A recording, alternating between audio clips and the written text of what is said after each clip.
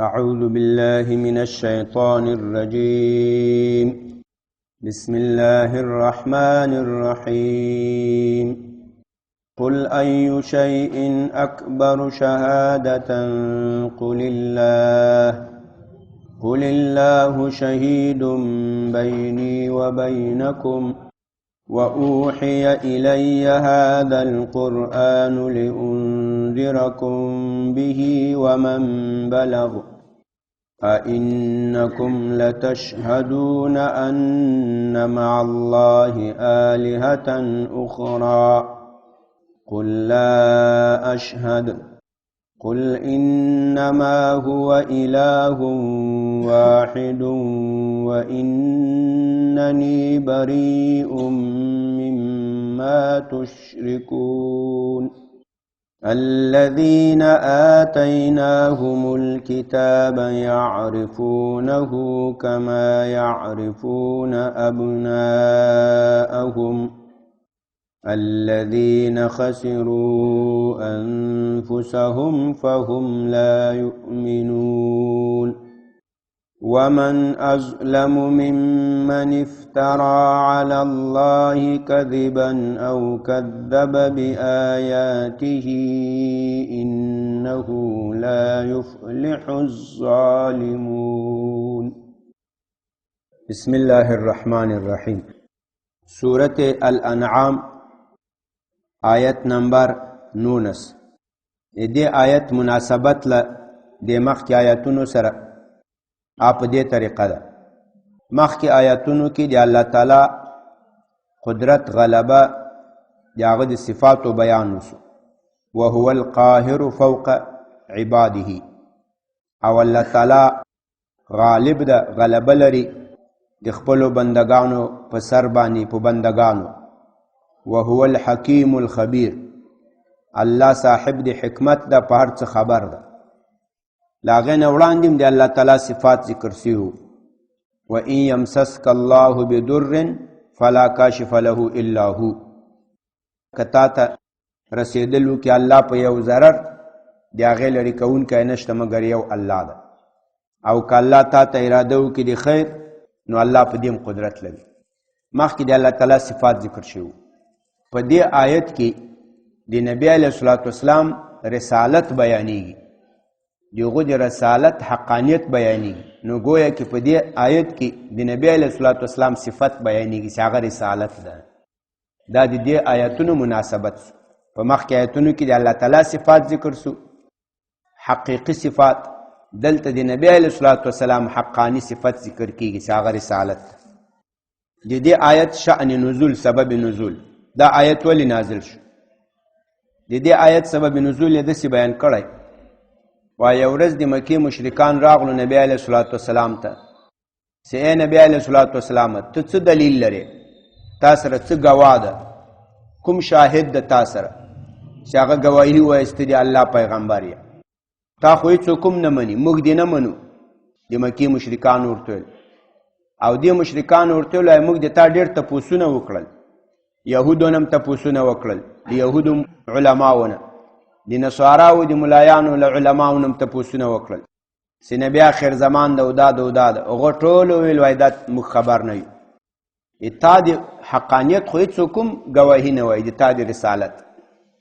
نبی علیه الصلاة والسلام ته الله تعالی ویل چې دوی ته ووایه چې تر ټولو نه لوی شی په ګواهي کې هغه څوک ده؟ هغه الله ده. الله دې ما په رسالت باندې ګواهي وایي. نور که یهودیان وایي که نه وایي، که نصارا وایي که نه وایي، که تاسې وایست او که نه وایست، د ما د رسالت ګواه الله ده. نو د ما رسالت ثابت ده. نبی علیه الصلاة والسلام وایي. دا یې هغه شأن نزول سو، سبب نزول سو. د کافرانو د دې خبرې نه وروسته چې موږ خو ډېر تپوسونه وکړل، هېڅ چا هم د تا د رسالت ګواهي ونه ویله، نه یهودو نه نصاراو، هېڅ چا هم تا خبره ونه کړه. الله دا آیاتونه نازل کړل چې الله دا ګواهي وایي، که نور وایي که نه وایي. قلت اوایا، اے نبی علیه الصلاة والسلام دی مشرکانو ته، ایو شیء اکبر، کوم شی ډېر لوی دی؟ شهادتن په اعتبار دی گواهی، شهادت گواهی ته وایي. قلت ورته وایه، که دی جواب وایي که نه وایي، الله شهیدون، الله گواه دی بینی و بینکم دما او ستاسو ما بین کی و اوحی الی او ما توحی شوی دا قرآن هذا القرآن دا قرآن لانذرکم ترڅو زه تاسې وویروم به په دې قرآن باندې انذر ينذر انذار په معنا دی ویرول ترسانندن انذار دا باب دی فعال ده په لغت کې ویرولو ته وایي اسم فاعل منذر راځي منذر تعریف داسې کوي اعلام مع تخویف یو څوک خبرول سره له ویرې نه په خبره یم خبر کې او ویم ویروي مثال کافر ته وایي چې والکه دا شرک مه کوه دا کفر مه کوه دا الله تعالی په نزد مقبول نه ده دا حرام ده لو ګناه ده الله به تا ته په قیامت کې عذاب درکوي نو خبر دیم کو و دیم ویرول داسې خبر ته انذار وایي و اوحی الی او وحی شوی ما ته دا قرآن لانذرکم ترڅو زه وویروم تاسو به په دې قرآن باندې ومن او هغه کسان وویروم بلغ چاته چې دا قرآن ورسیږي بلغه یبلغ بلوغا په معنا دی رسیدل مجرد ده رسیدل لکه موږ تاسو وایي بلغ الطفل ماشوم بالغ سو یعنی سړیتوب اندازې ته ورسیدل اصلا بلغه یبلغو دا رسیدلو ته وایي او بلغ یبلغ تبلیغ بل چاته رسول تبلیغ بل سړي ته یوه خبره یو شی رسول او ما ته وحی شوي ده د دې قرآن چې زه به ویروم تاسو په دې قرآن او هغه کسان به ویروم بلغه چاته چې دا قرآن ورسي أئنکم لتشهدون ان مع الله آلهة اخرى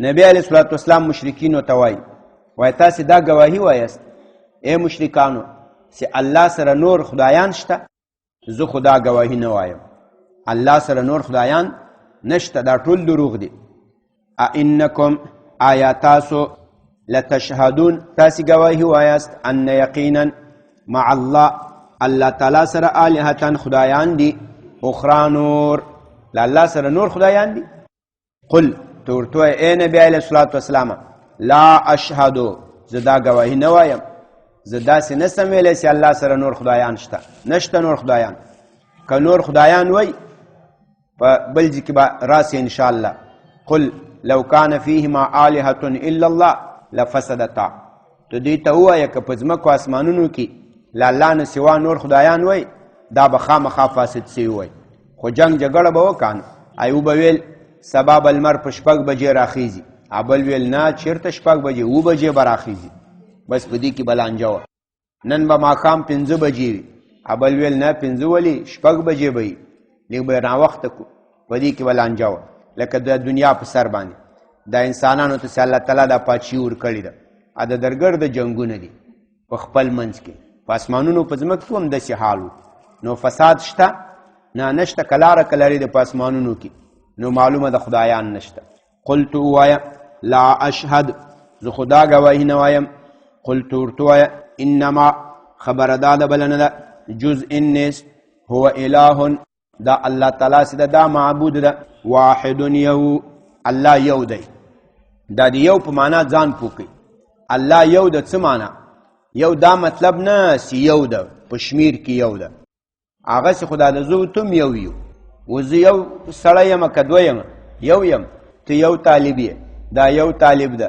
دا یو اجي صاحب در سړی یو ده الله تعالی یو ده دا معنا په ذات او په صفاتو کې شریک نه لري وزه یو یم په حساب کې دوه سړیان نه یم یو یم خو شریکان لرم کانم په ذات کې د ما ذات چې ده هغه انسان ده ډېر ما غوندې انسانان شته د ما صفات چې دي مثال زه پښتون یم ډېر پښتانه شته زه ملا یم ډېر ملایان شته تر ما ښه شته دارنګه نور صفات را واخله نور ډېر شریکان لرم الله تعالی چې موږ وایو یو ده یعنی شریک نه لري په ذات او په صفاتو کې نه د ده په شان بل اله شته معبود شته او نه د ده په شان خالق رازق مالک رحیم رحمان دا څه صفات چې دي یو کم سل په دې یو صفت کې له الله سره بل څوک شریک نشته دی یو معنا دا ده یو معنا دا نه مطلب یو هغه خو زم یو یم تم یو هر شی یو دا قلت ورته وایه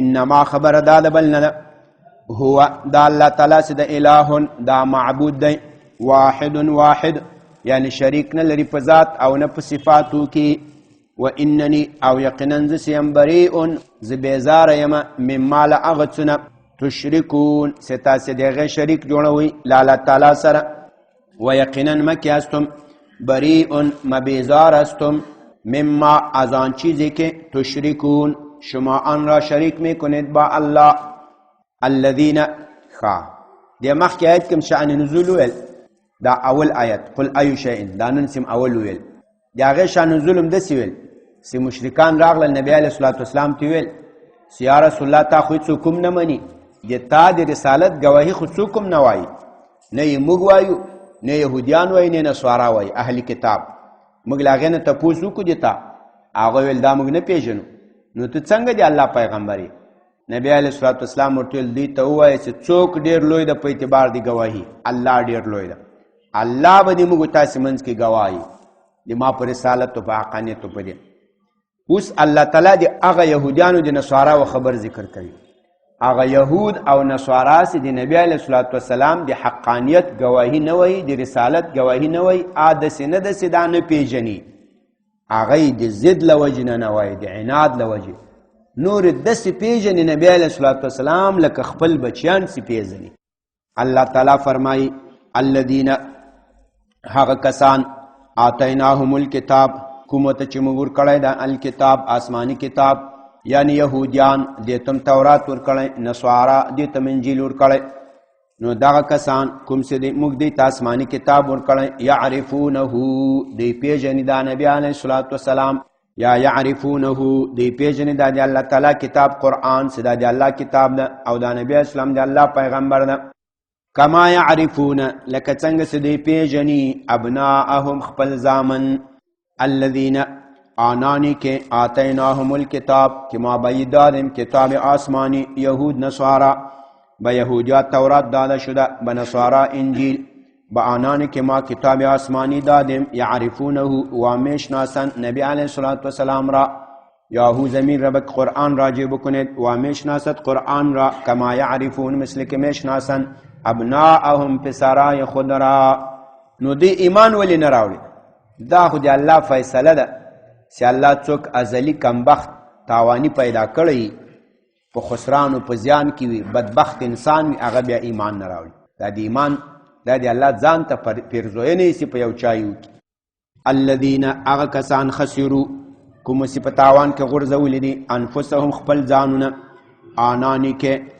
تاوانی کردن جانای خود را فهم لا یؤمنون هغه کسان چې دوی په تاوان کې اچولې خپل ځانونه هغوی ایمان نه راوړي نور داسې نه ده چې دوی نبي اسلام نه پیژني هغه پیژني لکه بچان داسې پیژني د یهودو یو عالم عبدالله ابن سلام دیم په تورات کې د نبی علیه السلام صفات لیدلي ول بیا راغی نبی علیه السلام ته و یا رسول الله زه له تا چې یو څو تپوسونه کوم او دا تپوسونه صرف نبی ته معلوم دي بل چاته معلوم نه دي تپوسونه یې وکړل نبی علیه السلام هغه جوابونه ورته وویل صحیح جوابونه هغه ایمان راوړ دی عبدالله ابن سلام ورته ویل یا رسول الله زه به د خپل ایمان نه ظاهره کوم زه به یو وارې تا ته د دې خبرې وضاحت وکړم چې دا یهود څومره دروغجن خلک دي د دې وضاحت به زه تا ته وکړم وایي سمه ده ایسته نبی علیه السلام شاته پرده واچوله دی د پردې شاته کېنستل نبی علیه السلام یو کس ته ویل چې ورسه د یهودو څه کسان راوله مدینه منوره کې خو یهود اوسېدل بني قریظه بني قینقاع بني نذیر د هغوی یو څو کسان راوله د هغو څه مشران یې راوستل نبی علیه السلام په حضور کې کېنستل نبی علیه السلام ورته ویل وایي د عبدالله ابن سلام په تاسو کې څنګه کس ده وایي دا د موږ بهترین کس ده خیرنا دا د موږ بهترین ده وابن خیرنا او د موږ د بهترین کس زوی ده یعنی پلار هم ډېر ښه سړی و عالمنا دا د موږ لوی عالم ده او د موږ د لوی عالم بچی ده دا ډېر ښه کس ده وایي که دا ایمان راوړي تاسې ایمان راوړئ که دا په ما ایمان راوړي وایي هغه د الله له دې نه وساتي چې په تا به ایمان راوړي هغه به چېرته په تا ایمان راوړي په دې کې عبدالله ابن سلام له پردې نه راووتل اشهد ان لا اله الا الله و اشهد ان محمدا عبده ورسوله دا کلمه یې ویله همدغه کسان په همدغه جي کې وایي شرنا وابن شرنا، وایي دا د موږ بدترین دا او د بدترین سړي بچی ده. په همغه ځای ناست دي خوځېدلي هم لا نه دي. عبدالله ابن سلام نبی علیه الصلاة والسلام ته وویل وایي ودې کتل دا داسې دروغجن خلک دي. په همدغه ځای ناست دي، د ما صفایي وکړه، زه بهترین وبللم، د بهترین سړي زوی، او بیرته دا خبر وکړه. نو عبدالله ابن سلام دا خبر ځکه وکړه چې نبی علیه الصلاة والسلام ته له دې نه وروسته تسلي حاصله سي او د یهودو د نصاراو د انکار هیڅ پروا ونه لري چې معلومه د یهود نصارا له معرفت سره انکار کوي. دا اوس هم عزتمندو همداسې ده. دا کوم کسان چې نبی علیه الصلاة والسلام له رسالت نه انکار کوي دا داسې نه ده چې دوی نه پوهېږي، دا پوهېږي، داسې پېژني لکه خپل بچیان چې پېژني. دغو عبدالله ابن سلام ته یو ورځ عمر رضی الله عنه ویل وایي ای عبدالله، الله تعالی وایي چې دا یهود او نصارا دوی د الله پیغمبر داسې پېژني لکه خپل بچیان چې پېژني. وایي له دې نه هم زیات پېژنو، وایي له دې نه موږ نبي اسلام زیات پېژنو له بچیانو نه. وایي ځکه دلته خو الله وحی نازلوي، جبریل علیه السلام ته ورکوي، هغه نبی علیه الصلاة والسلام ته راوړي. الله خطا کیږي، غلطیږي نه. جبریل علیه السلام دروغ دوکه کوي، نبی علیه الصلاة والسلام دروغ دوکه کوي نه. هیڅ احتمال بل نشته چې دا د الله پیغمبر نسی. او راغلو په بیبیانو کې خو یو دروغ کېدی سي، بیبي به چېرته زنا کړي، پردی بچی به یې په تا پسې به یې تړلی، دا خو څه بعیده نه ده کانه. په هغې کې دا احتمال شته په بچي کې، او نبی اسلام په شان کې دام نه جوړېږي. وایي له هغې نه هم زیات پېژنو. ومن اظلمو، او څوک لوی ظالم تر دی. اظلمو صیغه د اسم تفضیل ده. اظلمو لکه افضلو، ډیر لوی، اظلمو ډیر ظالم. ظالم اسم فاعل ده، دا اسم تفضیل ده. او د استفهام کې بیا معنا دی انکار ده. ومن اظلم ممن افترا، څوک به لوی ظالم وي له هغو چانه افترا چې دی ووایي الله تعالی علی الله په الله باندې کذبا دروغ، یعنی لا احد اظلم، هیڅ څوک له دې نه لوی ظالم نشته. او کذب یا نسبت دروغ وکړي بآیاته، په آیاتونو د الله تعالی باندې. تاسو دې پام وکړئ. دلته نبی علیه الصلاة والسلام مشرکینو ته په یو بله طریقه خپل حقانیت ثابتوي چې زه د الله حق پیغمبر یم، داسې ورته ثابتوي. تاسې پام وکړئ. که نعوذ بالله من ذلک، نبی علیه الصلاة والسلام په دروغو ویلي زه د الله پیغمبر یم او دی پیغمبر نه و، نو دا بیا دو په الله دروغ وویل که نه وویل؟ و دو په الله دروغ وویل. مثلا فرضاً او که نبی علیه السلام د الله حق پیغمبري، قرآن د الله حق کتابي، او دا خلک یې نه مني، بیا خو خلک په الله باندې څه شی وایي؟ دروغ وایي کنه. حق پیغمبر نه مني، حق کتاب نه مني، نو خامخا دلته یو دروغجن ده. اوس به څنګه معلومو؟ اوس به خاتمې ته وګورو.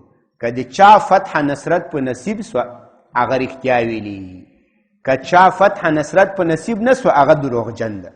که تاسو پام کړئ دا موږ تاسې دنیا په معاملاتو کې کوم تاجر، کوم معاملې والا، کوم د کاروبار والا ښه ترقي کوي؟ دروغجن که صادق؟ صادق. نبی علیه السلام بس خبره خلاصه سوه. تر هغه به لوی ظالم نه وي چې دی په الله دروغ ووایي، هغه له ټولو نه لوی ظالم ده. ازوکه د ظالمتر نیست که او به الله و به آیات الله چی بگوید؟ دروغ. یا خو شما دروغ میگن، دی الله حق پیغمبر حل کتاب نمانی، او یا به نو ما فرض محال په الله دروغ ویلی، خو به ګورې چې څوک کامیابیږي. هغه دروغجن خو نه کامیابیږي. هغه د نبی اسلام کامیاب سو، د مشرکانو سلسله ختمه سو، نه خو دروغجن تاسې یې کان، دروغجن خو نه کامیابي. ومن ازلمو، او څوک به لوی ظالم وي، ممن له هغو چانه، یعنی هیڅوک لوی ظالم نشته ده له هغه چانه افترا، کوم چې ووایي، کوم چې وتړي. افترا یفتري، افترا باب د افتعال، چا پورې ویل، چا پورې تړل. څوک چې وتړي، څوک ووایي علی الله، کسی که بسته بکند به الله، کذبا دروغ را. او کذب، یا څوک نسبت د دروغ وکړي بآیاته، د الله تعالی په آیاتونو، له هغې نه به لوی ظالم نه وي. انه یقینا شان دا لا یفلح الظالمون، دغه ظالمان چې په الله دروغ وایي یا په آیات الله دروغ وایي، دا ظالمان به هم چېرته نه کامیابیږي. نتیجې ته به ګورو. نتیجه کې نبی علیه الصلاة والسلام کامیاب شو، کافران هغوی ذلیل شول، نابود شول. معلومه د دوی دروغ ویل، د الله په آیاتونو پیغمبر باندې او نبی علیه الصلاة والسلام رښتیا ویل. تر همدې چې پورې بس ده. د آیاتونو موږ تاسو ته درس و سبق دا ده چې دا کوم کسان چې نبی علیه الصلاة والسلام نه انکار کوي یغه له رسالت و له بعثت نه، هغه ګوره داسې نه ده چې هغه نه پوهېږي، هغه بلکل داسې پوهېږي لکه دی چې دا خپل بچیان پیژني چې دا د ما بچی ده. دارنګه دی نبی علیه الصلاة والسلام پیژني چې دا د الله تعالی رسول ده، دا قرآن پیژني چې دا د الله تعالی کتاب ده. دا ټول د ضد خبرې دي، د عناد خبرې دي، په ضد او په عناد کې راغلي. نور معرفت بلکل ورته حاصل دي. هسې زه تاسو ته یو پوښتنه در چې وکړم، د قیامت په ورځ الله تعالی لیونیان جهنم ته غورځوي؟ نه غورځوي. ماشومان غورځوي؟ نه غورځوي. او دا حیوانات ګډان وزې دا حیوانات جهنم ته غورځوي؟ نه غورځوي. ولې نه غورځوي؟ ځکه هغه ماشومان نه پوهېږي چې د الله کتاب څنګه وي، رسول څنګه وي. لیونیان نه پوهېږي چې د الله کتاب د الله رسول څنګه وي. او حیوانات غریبان په دې مکلف نه دي، دومره شعور عقل ورسره نشته چې د الله رسول او دا احکام دا وپېژني. نو که دا الله جهنم ته واچوي دا خو بیا ظلم کېږي، الله خو ظالم نه ده کنه. نو دا انسان ولې غورځوي؟ معلومه د انسان پوهېږي دی چې دا کوم کفر کوي، دا کوم انکار کوي، دا د عناد له وجې نه دلته ضد کې راغلی، دنیایي ګټه یې بلې د هغې له وجې نه دی انکار کوي. نور که دی پوه نه شي چې دا د الله کتاب ده، دا د الله پیغمبر ده، نو خدای خو بیا لیونی ده یا ماشوم ده، او خو الله دوزخ ته نه غورځوي او دی غورځوي. نو خو معلومه ده چې پوهېږي. نو دا خبره بلکل په زړه کې وساتئ چې دا پوهېږي دا خلک، قرآن همداسې وایي د دوی دا کفر دا صرف له عناد او له ضد نه وي، بدماشي چې بس له اهل اسلام سره کوي، له حق سره کوي. سبحان ربك رب العزة عما يصفون وسلام على المرسلين والحمد لله رب العالمين. یا الله د قرآن کریم ترجمه او تفسیر خپل حضور کې قبول او منظور کړي. که څه زیادت و نقصان شوی ته موږ ته معافي وکړي، د نیکو اعمالو توفیق هم نصیب کړي، ظاهري باطني ټولو ناروغیو ته صحت عافیت نصیب کړي. حاضر مجلس باندې خپل فضل و کرم وکړي. یا الله په مالونو، په اولادونو، په عمرونو کې هم خیر و برکت نازل کړي، د خیر و د رحمت بارانونه وکړي. یا الله بعضې ملګرو دعاګانې غوښتلي، دعا ورته وکړئ الله تعالی د حاجتونه له خپلو خزانو ورته پوره کړي. الله تعالی دې په مالونو په اولادونو کې خیر و برکت واچوي، مریضانو ته د الله تعالی صحت عافیت نصیب کړي. وصلی الله تعالی علی خیر خلق.